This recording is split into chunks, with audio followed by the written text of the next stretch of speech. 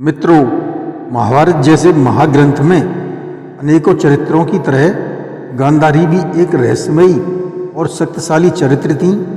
उनका जीवन एक राजरानी का नहीं था, बल्कि वह था अनंत पीड़ा, महान त्याग, भविष्य की गहरी छाया, ज्योतिष के अदृश्य द्वार पर खड़े अंधकार का संकेत और अंततः एक महाविनाश की ओर ले जाने वाली लंबी यात्रा की गाथा तथा गांधारी से जुड़े कुछ ऐसे रहस्य जिनके कारण उनके पूरे परिवार को तड़पा तड़पा कर मारा गया। क्या था असली सच? उसी सच को आज हम उजागर करेंगे। तो बने रहें हमारे साथ इस मार्मिक प्रसंग के अंत तक। वो सब्सक्राइब कमेंट करके बेल आइकन दबाना न भूलें, बस शेयर अवश्य करें। धन्यवाद।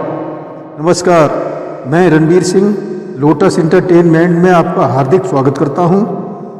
मित्रों, महाभारत में कौरवों की माता गांधारी का जन्म गांधार देश के राज परिवार में हुआ था, जहां विद्या, नीति, ज्योतिषी विद्या, शिक्षा और राजनीति समान रूप से विकसित थे। बचपन से ही वह एक धर्मपरायण और शांत स्वभाव की महिला थी। उनकी सुंदरता, बुद्धिमत्ता और विनम्रता पूरे देश में प्रसिद्ध थी। यहाँ तक कहा जाता है कि उनके जन्म के समय ही ज्योतिषियों ने बता दिया था कि यह कन्या अद्भुत गुणों वाली होगी, परंतु उसके जीवन में एक गहरा अंधकार अवश्य आएगा। उस अंधकार की जड़ उनकी जन्म कुंडली में थी, जो भविष्य में केवल उनके ही नहीं बल्कि पूरे कुरुक्षेत्र के इतिहास को बदल देने वाला था। गांधारी की कुंडली में एक भयंकर दोष पाया गया था, द्वि विवाह का। ज्योतिष शास्त्र के अनुसार जन्म पत्रिका में ऐसा स्थान और ऐसा ग्रह योग था जो दो विवाह का संकेत देता था। इसका अर्थ था कि पहला पति विवाह के तुरंत बाद ही मृत्यु को प्राप्त होगा और दूसरा पति जीवित रहेगा। यह भी भविष्यवाणी सामान्य परिवार के लिए जितनी भयावह थी और राज परिवार के लिए उससे अधिक, क्योंकि राजनीति में किसी राजकन्या के पहले पति की मृत्यु का अर्थ था कि उसका भविष्य ही संदिग्ध हो सकता है और दूसरा राजघराना उससे विवाह करना चाहेगा या नहीं, यह अनिश्चित था। गांधार राज परिवार का यह भविष्यवाणी सुनकर गहरे चिंतन में डूब गया। राज सिंहासन पर बैठे राजा सुबल भले ही अत्यंत ज्ञानी, न्यायप्रिय और कुशल प्रशासक थे, परंतु इस दैनिक संकेत के सामने वह भी असहाय हो गए। भी एक साधु और ज्योतिषाचार्य ने सलाह दी कि इस अशुभ योग को मिटाने का सिर्फ एकमात्र उपाय है प्रतीकात्मक विवाह, अर्थात कन्या का पहला विवाह किसी पशु के साथ कर दिया जाए और उसके बाद उस पशु को बलि देकर विवाह पूर्ण माना जाएगा और यह दोष समाप्त हो जाएगा।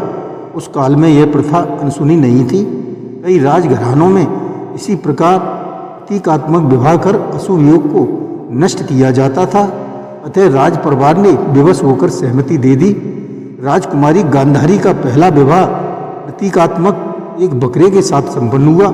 मंत्रोच्चार, अग्नि साक्षी, शास्त्रीय विधि और रीति रिवाजों के साथ यह विवाह किया गया। इसके बाद उस बकरे की बलि दे दी गई।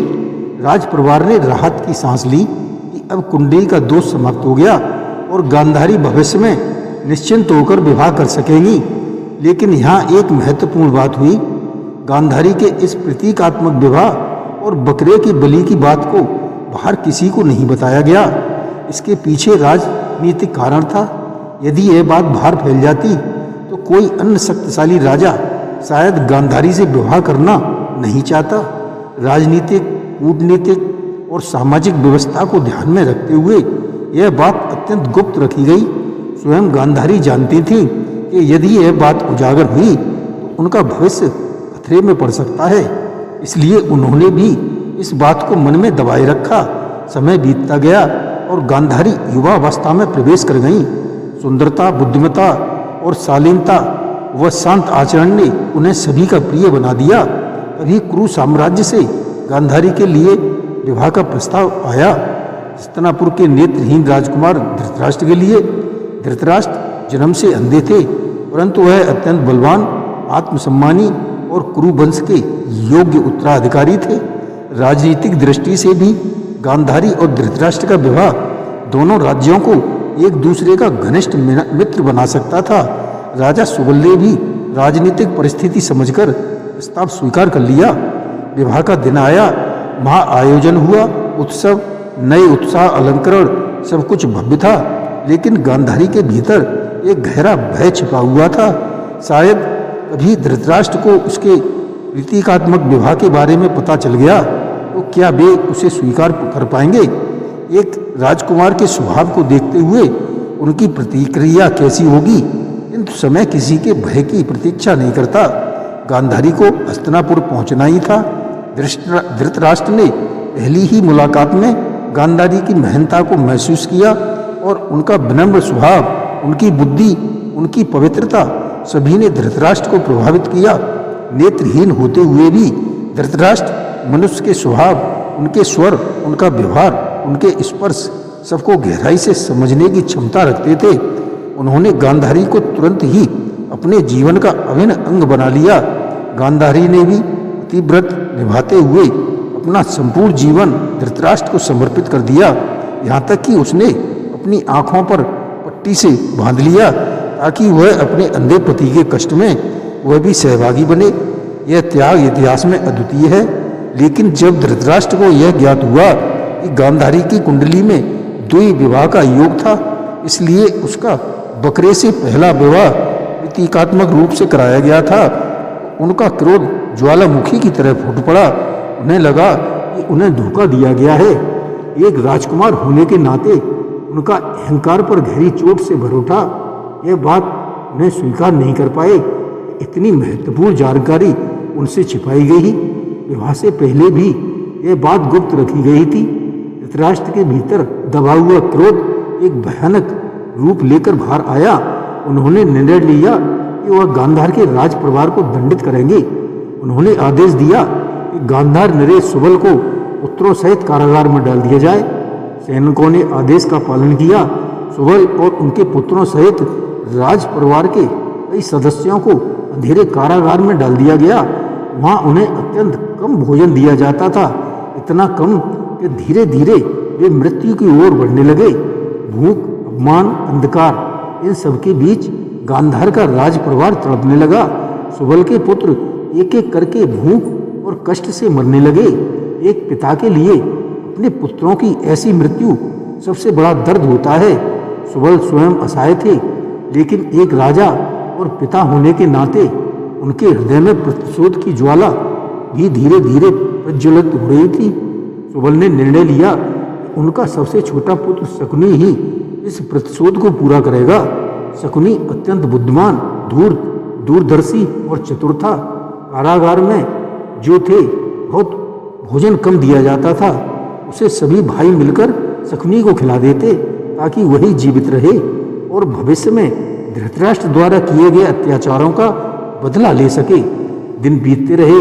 भूख, मृत्यु, पीड़ा और प्रतिशोध का संगम कारागार में बढ़ता गया।